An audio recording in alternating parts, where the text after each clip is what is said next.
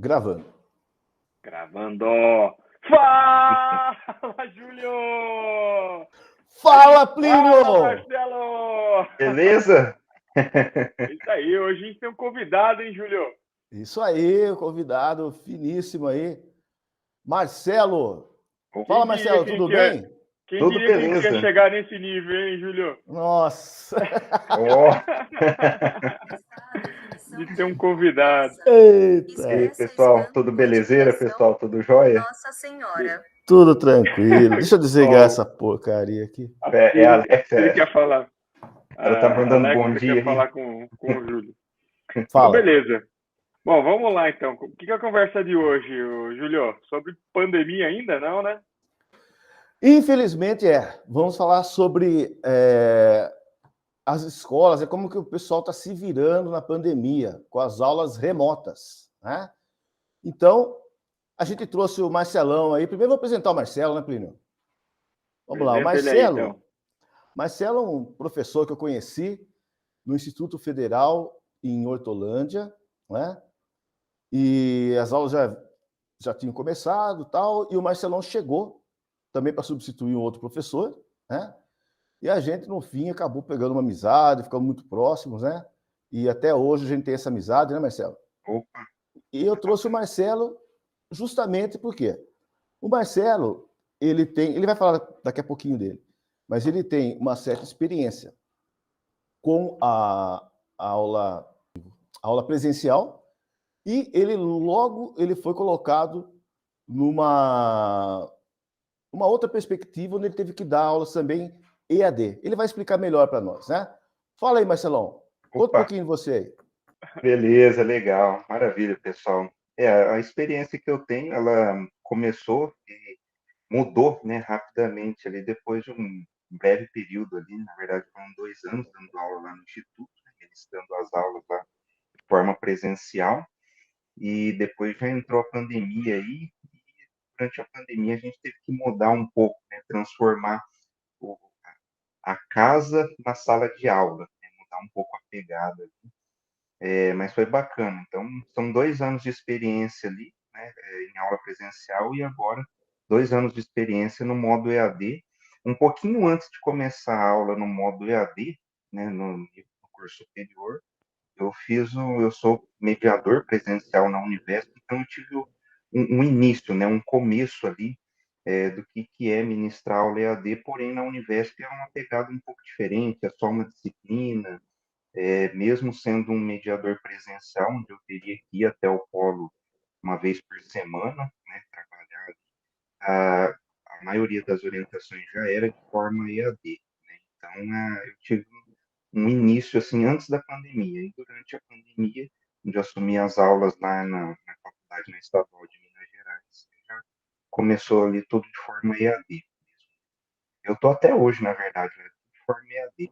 Perspectiva agora para o início do ano que vem, já voltar tudo na aula presencial.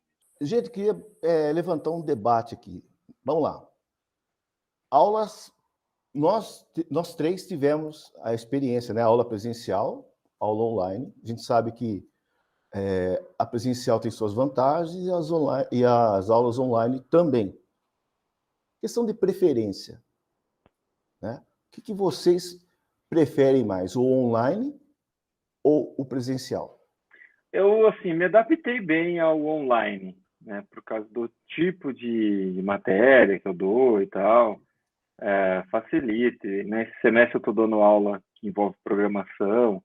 Então, na minha opinião, facilita dar aula de programação, porque você compartilha a sua tela, abre lá a IDE, né? Vai mostrando o código.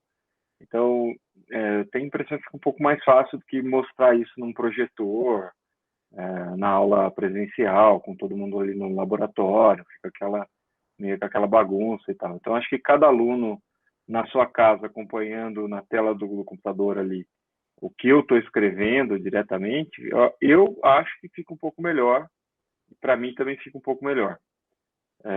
Agora, perde um pouco o calor humano ali, né? A coisa dos alunos terem esse contato com você, poderem perguntar direto ali. Às vezes no online eles ficam meio com vergonha de perguntar, se acham acho que ficam mais expostos, assim, né, de fazer uma pergunta, abrir o microfone e fazer uma pergunta. E eu acabo não conhecendo bem os alunos, né? Então, eu estou dando aula já desde o começo do ano passado, né? Nesse esquema, praticamente. Praticamente não, né? Desde março do ano passado. Então, dei 3 semestres. Tem aluno que eu nunca vi presencialmente. Né? Tem vários alunos que eu nunca vi. 2 turmas minhas já começaram com alunos ingressantes, assim, que eu nunca vi eles presencialmente. Então acaba sendo ruim, porque você demora mais para você estabelecer esse contato e tal, né? E como as disciplinas que eu dou são de início do curso, né, eu dou uma disciplina do segundo semestre e uma de terceiro semestre. E depois uma eletiva um pouco mais para frente. Então, o que vai acontecer é que vai criar um gap aí, né? Os alunos que eu não conhecia agora, presencialmente, eu não vou mais ter contato com eles até eles se formarem, né? A gente vai se esbarrar lá na faculdade, mas eu nem vou saber direito quem são, né? Acaba ficando ruim, mas eu me adaptei bem ao esquema remoto. Sim, fala a verdade. Se a pergunta é especificamente o que você prefere, colocando todos os aspectos, né? Deslocamento, cansaço, etc, etc, etc, né? Até inclusive a parte didática, ainda acho que eu me dou melhor no remoto, né? Eu acho que a única coisa que falta do presencial é essa questão de ter o contato mesmo ali do aluno te ver na hora, né? E também você perceber se o aluno está entendendo ou não. Quando você está olhando na cara dele, você consegue ver se ele está com dúvida, né? Você consegue ver se ele está te acompanhando ou não. Você consegue perceber se ele está distraído ou não. No remoto, ele está com a câmera desligada, ele está dormindo lá e você nem sabe, né? Aí acaba dificultando um pouco, mas no geral, para mim, eu prefiro ainda o remoto. E você, Marcelão? Eu tô na mesma pegada que o Plínio. Eu me adaptei bem ao modelo remoto. Esse contato humano que eu acho que falta realmente, mas a gente percebe que os alunos, assim, pelo menos nas disciplinas, eu estou ministrando, eu tenho um misto aqui de disciplina, né? A parte de programação e a parte teórica. Então, eu percebo que por ter pegado turmas pequenas ali, cerca de 8 alunos, acho que a maior turma que eu tenho é 18 alunos, né? Então, eles até fazem uma interação bacana, assim, eles até perguntam, conseguem questionar nessa aula teórica. Na parte de programação, eu faço igual o Pino faz, eu compartilho a tela, vou desenvolvendo, vou mostrando, na verdade, ali, o trecho do código, no caso, eu só não programo, né, junto com eles, mas eu mostro o trecho do código e peço para eles irem fazendo ali. E tá bacana, o pessoal tá conseguindo fazer, eu peço às vezes para eles compartilhar a tela quando tem alguma dúvida, alguma coisa nesse sentido, eles estão fazendo. Então, eu me adaptei bem em relação ao presencial, eu acho que é muito mais prático, mais cômodo, como o Plínio falou, essa questão do cansaço, você tem que ir até a universidade, existe todo, né, é um trabalho que você precisa fazer. Aqui, querendo ou não, é mais fácil, sobra mais tempo para você revisar as aulas, para você conseguir passar o conteúdo. Então, eu também me adaptei bastante, até mesmo porque, no meu caso, eu ia ter que sair aqui de São Paulo e até Minas Gerais, outro estado, para poder ministrar essas aulas. Então, ter que morar lá. Quase que ia inviabilizar essas aulas lá em Minas Gerais. Então, assim, abriu uma porta para mim que eu achei que não ia, né, ser possível. Abriu por conta dessa questão aí de forma EAD. Tanto é que lá na universidade eles estão com um plano de deixar uma parte das aulas de modo EAD. Né? Não, era uma coisa que não existia lá. O pessoal, por conta dessa comodidade, os outros professores, o corpo docente vai entender que é uma coisa bacana. E eles vão deixar uma parte dessas aulas. A gente não sabe quanto ainda, mas a perspectiva é que seja desse jeito, uma parte de forma EAD. Então, eu me adaptei bastante. Acho que em relação ao presencial, é possível, sim, até estranhei, até tem uma televisão aqui atrás, eu uso ela para ministrar as aulas, para não ficar só aqui no computador para conseguir desenvolver melhor. Eu coloco, no caso, eu estou projetando para os alunos aqui na televisão. Eu achei que ia ser muito mais difícil, ia ser uma barreira. Falei, nossa, e agora, né? Bateu aquele choque, mas no fim, depois de de ministrar, de preparar o material, ministrar pelo menos umas 2, 3 aulas. Falou, é possível, né? Os alunos, eles realmente estão ali do outro lado, por mais que às vezes um outro está quieto, fica aquele silêncio ali, mas eles estão ali, estou conseguindo passar o conteúdo. Foi Perfeito, uma Marcelão. surpresa boa. Beleza. Eu também, no meu caso, os três, então, né? Em caso de preferência, eu prefiro muito mais o EAD. Estou me dando bem com o EAD, tá? A questão também do deslocamento, né? Então, eu consigo pegar várias disciplinas em instituições diferentes, né? Então, questão da economia com deslocamento, a questão do aluno também, né? Então, eu tenho alunos que eles já são pais de família, então tem criança pequena em casa, ele chega, ele pode dar atenção para a família, ele reserva aquele espaço para ele poder assistir às aulas. Se tem alguma complicação, a aula eu deixo gravada também para ele assistir depois, né? E tem, agora, o que é ruim nisso que o Plínio falou é a questão que você não está vendo a pessoa, você fica falando com uma câmera. Se ao menos eles ligassem a câmera, como nós estamos aqui, né? Mas eu não consegui fazer isso, né? Eles não gostam de ligar a câmera, ficar cara a cara, não gostam disso. E uma coisa que o Plínio falou também, de eles perguntarem, interromper, eu peço toda a aula. Pode me interromper à vontade, pode fazer pergunta e nada. Eles vão fazer. Então, eu pedi para que eles, a gente usa o Teams, né? Eu pedi para que eles, então, qualquer dúvida, mandassem uma mensagem para mim, mas não pelo chat da aula, né? No privado. E aí, beleza, aí começou a dar certo isso daí. Eles mandam, então, ninguém está vendo o que eles estão mandando, o que eles estão falando, né? Aí eu falo e eu acabo respondendo, coloco a dúvida desse aluno na aula e acabo respondendo, né? Então, estou achando legal isso daqui, o alcance que está tendo, né? Então, a gente está falando em instituições. E tem uma coisa que eu sempre sempre tive essa intenção, o Plínio sabe disso, o Marcelo também, de montar cursos, né? Cursos online. Agora, vamos esquecer a questão de uma instituição, né? Já pensou um curso online, né?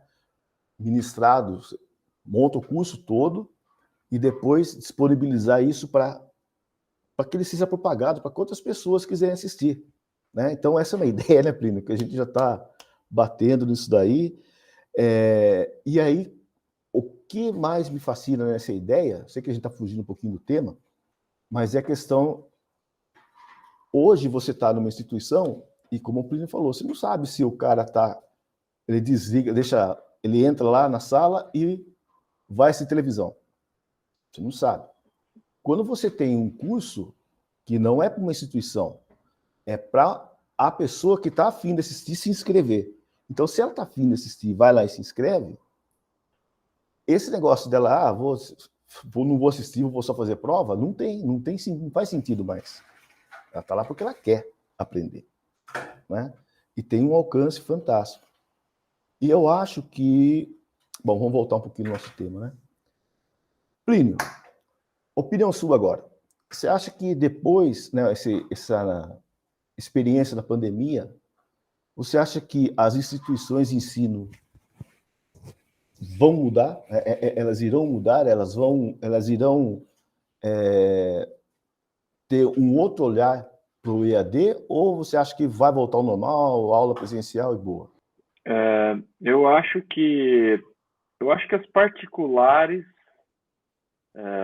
vão continuar o processo de mudança que elas já vinham fazendo, né? Alguns particulares já vinham fazendo isso. E, no caso, a motivação era um pouco diferente, né? A motivação original era mesmo cortar custos, né?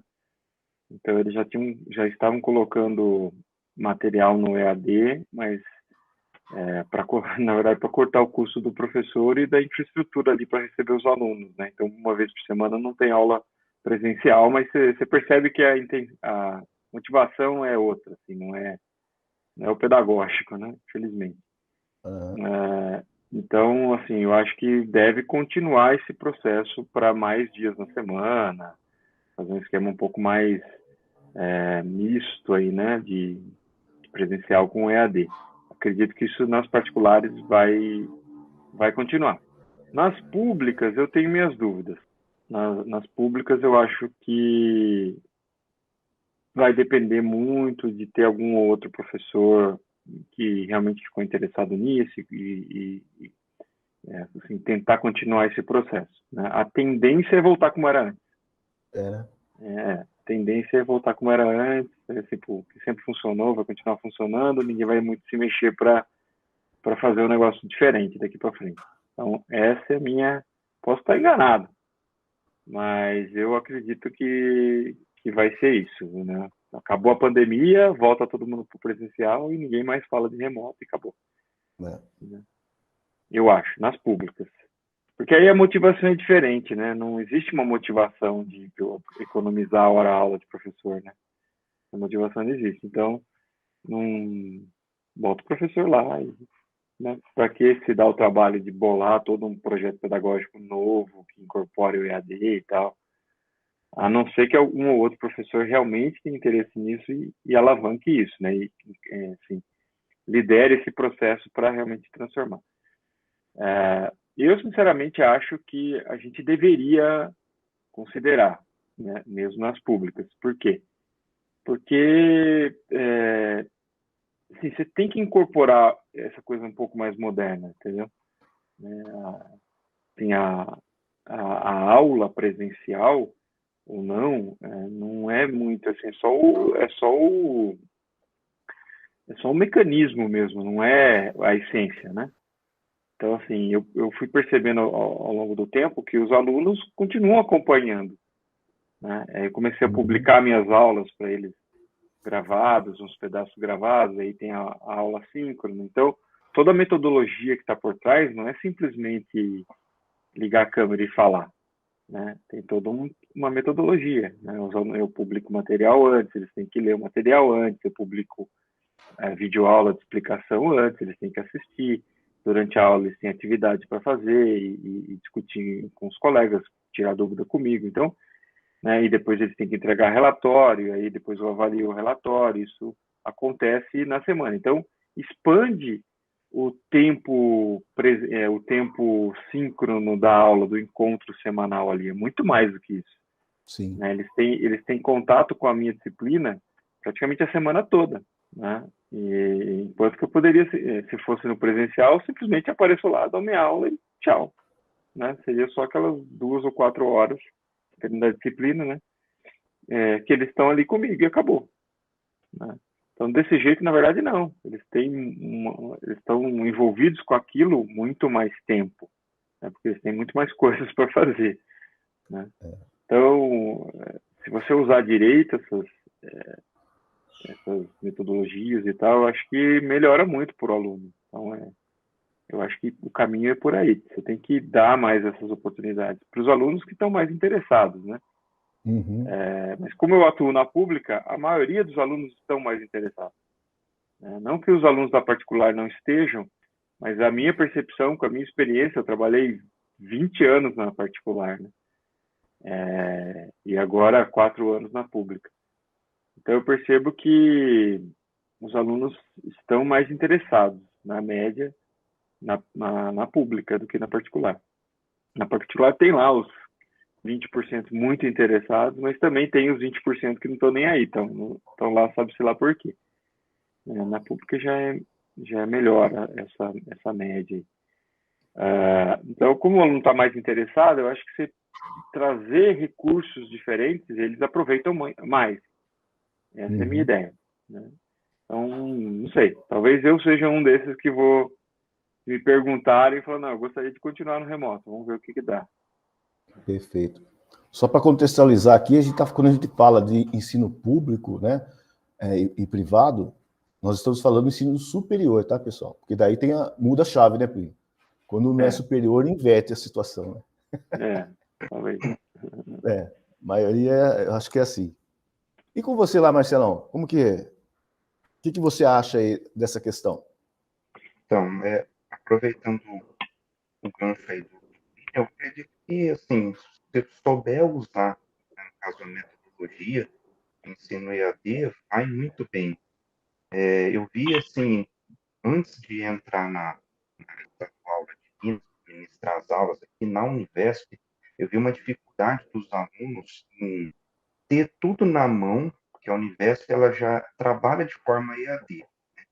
Então, os alunos eles tinham tudo na mão, material, uma pessoa para explicar aquele material, e a gente, infelizmente, tinha uma porcentagem ali de alunos, de grupos de alunos ali, a disciplina que eu ministro aula lá na Univesp, ela é toda em grupo de alunos, e a gente tinha um percentual aí muito alto de o pessoal não fazia nada, né? Acabava saindo, desistindo, não era todo mundo que acompanhava, e tinha tudo, absolutamente tudo na mão, com todo o tempo que ele quiser fazer. No caso, ele pode fazer qualquer horário, acessar a plataforma, está fazendo as atividades sempre com bastante tempo de prazo, e mesmo assim, alguns alunos não faziam.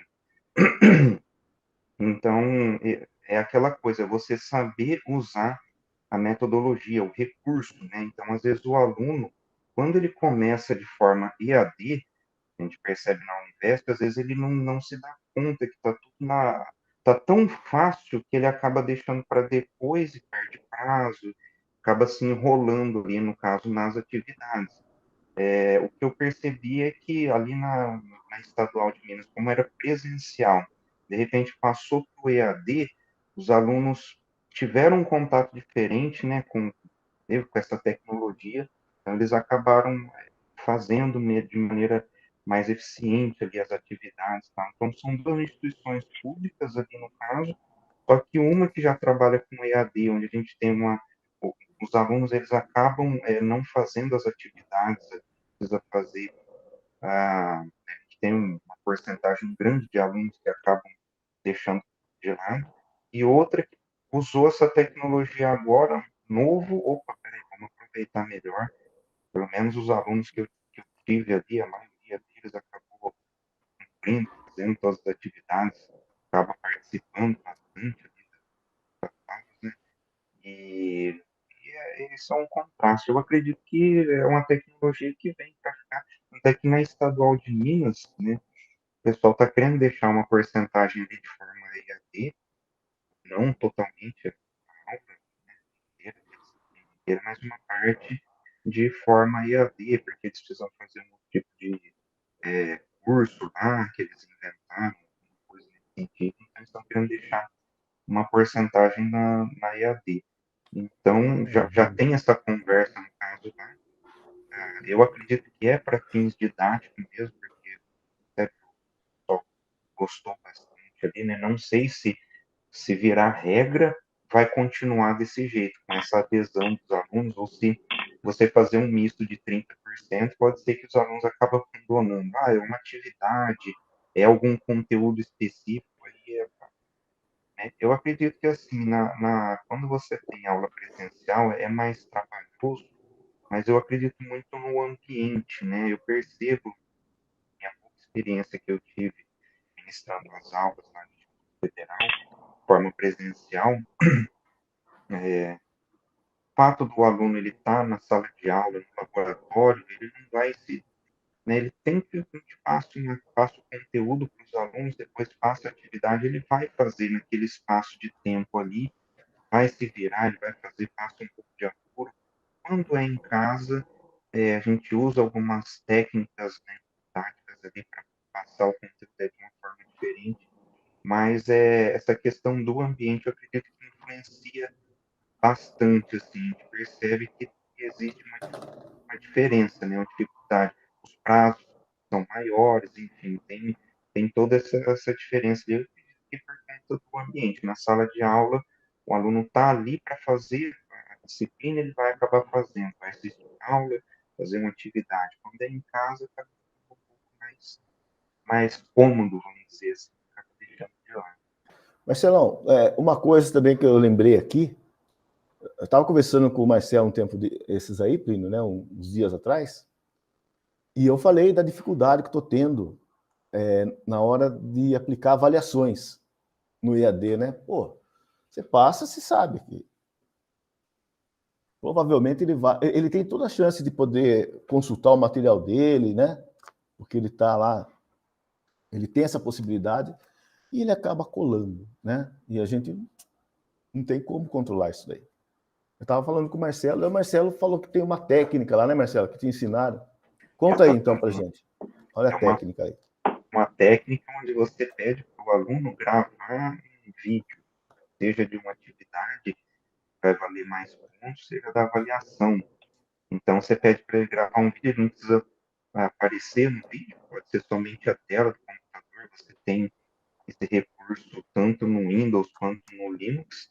Então, você passa uma prova com menos questões, e aí você pede para o aluno estar gravando um vídeo explicando a resposta aquelas questões. Então, é algo que é uma técnica que, mesmo que o aluno copiar, porque ele foi lá e pegou a resposta, ele vai ter que, pelo menos, aprender um pouco para decorar a resposta daquela pergunta e poder gravar o vídeo, né? Não, ele vai ter que falar alguma coisa, ele não pode responder em 30 segundos, em 50 segundos, ele vai ter que responder realmente, explicar os detalhes, o passo a passo. É um pouco diferente do que você só escrever e acaba inibindo um pouco essa questão do aluno colar, né? Se ele pegar pronto de alguém, vai ser mais difícil para ele, que ele vai ter que tentar entender aquilo ali, às vezes ele não vai entender, se é uma questão de programação, ele vai ter que mostrar o código, explicar o que está acontecendo no código ali. Se ele pegar isso pronto, vai dificultar mais ainda do que ele fazer, né? Então, é uma técnica que, para avaliação, assim, resolveu bastante, né? Eu tive infelizmente, uma experiência de uma aluna que estava gestante e as atividades para aluna gestante ela já é completamente diferente, né? Assim, a prova é completamente diferente, o prazo é maior. Então, é onde eu pedi para a aluna fazer dessa maneira e a gente percebe que acabou não fazendo algumas, tá? Então, assim, não sei se aí é uma dificuldade por conta de ter ganhado bebê, alguma coisa, mas é um jeito de você cobrar do aluno de uma maneira mais eficiente, né? Então, é uma coisa que funcionou bem, pelo menos nas avaliações que eu apliquei lá. Eu fui fazer isso, Marcelão, É. só que eu não me atentei, tinha 28 alunos. Assisti 28 resoluções Caramba! e deu muito certo isso, porque era justamente uma prova de programação, né? Então ele tinha exercícios de programação. Então, mesmo que ele não tenha feito, por ele explicar, ele pode colar, mas ele está mostrando para mim que ele sabe fazer, ele sabe, ele entende o que ele está fazendo, porque está explicando o código, né? Então foi muito válido. Eu apliquei isso daí e funcionou muito bem, certo? Bom, eu assim, não faço esse esquema aí não, porque, cara, tem uma das disciplinas que eu dou lá, são 2 turmas, tem quase 100 alunos, né? Então acho que fica meio complicado, né? Daí não dá para fazer assim, não. Então eu faço um jeito mais simples, eu coloco no Moodle as provas, né? É tudo questão teste, né? E coloco um número grande de questões, para não ficar uma prova muito curtinha e tal, né? Então 40, 50 questões, coloco bastante.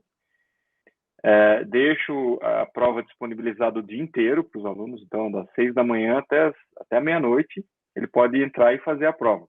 Por conta de problemas de internet, né, às vezes horário, às vezes família, usa o computador ou está em casa, fica aquela bagunça, então eles podem escolher o melhor horário para fazer. Só que uma vez iniciado, eles têm 2 horas para encerrar. Tá? Então ele escolhe o melhor horário para começar, mas aí tem 2 horas para terminar e aí entrega, né? Então esse tempo limitado tem 2 motivos. O primeiro é que faz parte da avaliação. Então, o cara tem que ter estudado. Senão, como eles podem fazer consulta, eles acabam achando que na hora eu vou fazendo e vou vendo, né? Assim, não estuda antes. Então, eu aviso antes que, olha, você tem que estudar antes, senão não vai dar tempo de fazer a prova.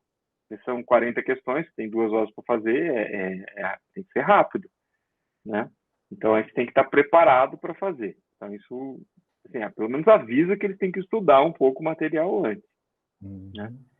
E também evita do cara começar a fazer, aí começar a perguntar para os colegas, né? E aí tem outros que já fizeram e já sabem. Não dá para saber a resposta, porque se a resposta está certa ou não, eles só conseguem ver depois que todo mundo acabar, né? Então, mas o cara já pensou naquilo, pode dar dica. Então, para evitar ter muito tempo para fazer essa sincronização, né? Que eu já aviso que não é para fazer. Eu falo, ó, vocês podem fazer consulta de material, vocês podem fazer consulta na internet, né? Não tem como evitar isso, proibir. E eu falo, você só não pode conversar com ninguém, nem com nenhum colega, nem com ninguém, né? Mas não tem como eu monitorar isso. Então eu falo, isso é uma questão de ética, né? Que faz parte da disciplina de engenharia de software que eu dou. Então é uma questão ética que você não deve fazer. E aí tem que confiar neles, né? Não tem muito que eu possa fazer em relação a isso. Mas eu deixo o tempo curto para evitar esses problemas. Então eles vão ter que estar focados em resolver a prova rápido. Não dá para ficar muito assim. Até porque não tem como voltar nas questões. Então você resolve uma questão de cada vez e vai adiante. Então se ele quiser resolver aquela questão pedindo ajuda, ele vai demorar, né? Então vai esgotar o tempo que ele tem para resolver aquela questão e aí pode não dar tempo de fazer o resto. Então acaba desmotivando ele ficar fazendo isso. É uma questão mesmo psicológica aí. Então, ele tem que ir fazendo e tal. Mas mesmo assim, 2 horas dá de sobra, né? Só não dá para ficar de bobeira. Então, tem que ir fazendo. E aí, o bom disso é que o próprio Moodle corrige, né? Senão teria 100 provas para corrigir. Exatamente. Então, aí, o Moodle já no final acabou, fechou a data da prova, né? Porque ela fica aberta até meia-noite. Fechou, ele já consigo ver a nota de todos os alunos, imediatamente. Então, facilita isso aí. E a outra questão é que o peso da avaliação da minha disciplina, ele não é só em cima da prova, né? Então, assim, tem disciplina que eu nem tenho prova, né? Essa que eu estou dando agora até tem 2 provas, mas eles têm atividade todas as aulas, né? E aí a atividade, tudo bem que é em grupo, mas os grupos vão sendo ressorteados e tal, e eu avalio os relatórios entregues, né? E o peso maior é em cima dessas atividades. A prova tem um peso um pouco menor. Então, aí eu fiz isso também, eu diminui o peso também da prova. Perfeito. E aí, assim, eu acho que eu consigo avaliar bem porque tem uma noção do que está acontecendo. Como os grupos vão variando, aqueles caras que são piores, sempre que eles vão para um certo grupo, aquele grupo acaba tendo uma nota pior, né? Então, na média, eles acabam ficando com a nota pior. Mas, e aí a prova só valida isso mesmo. Eu acho que dá certo. Fazer o quê? Tem muito o que fazer. Eu não sou muito, assim, encanado com esse negócio de prova, mais, assim. Acho que a avaliação tem que ser mais global, né? Tem que envolver mais coisas, não só uma prova, né? Até porque quando eu fazia a prova, nem sempre eu ia bem, mesmo sabendo a matéria, né? Então, dependendo como o professor perguntou, ou exatamente o que ele perguntou, às vezes aquele assunto você não está tão preparado, você erra na prova e você se ferra. Então, acho que a avaliação tem que ter mais coisas para dar chance dos bons alunos também mostrarem que eles sabem. Perfeito. Beleza, então, Júlio, podemos encerrar? Podemos. Quer ser dispensado, Marcelo, ou você não quer ser dispensado? Opa, o papo tá bom. É isso aí. Tá joia, então, falou, pessoal. Obrigado, Marcelo, por participar aí. Obrigadão, né? Quem sabe vem numa próxima conversa aí. Né? Opa, com certeza. Maravilha. Valeu. Falou, Obrigado, Marcelo. Júlio! Falou, Plinião! Falou! Um abraço aí, pessoal. Tudo de bom, tchau, pessoal. Tchau. Falou, tchau. Eu tô aqui só porque eu sou um rostinho bonito para atrair audiência, agora? Ô, Júlio, temos que dispensar ele logo, senão vai ficar muito caro o cachê dele, velho. Vai ficar caro. A gente contratou ele só por 1 hora. O solteiro mais desejado da onde mesmo, Marcelão? José Bonifácio.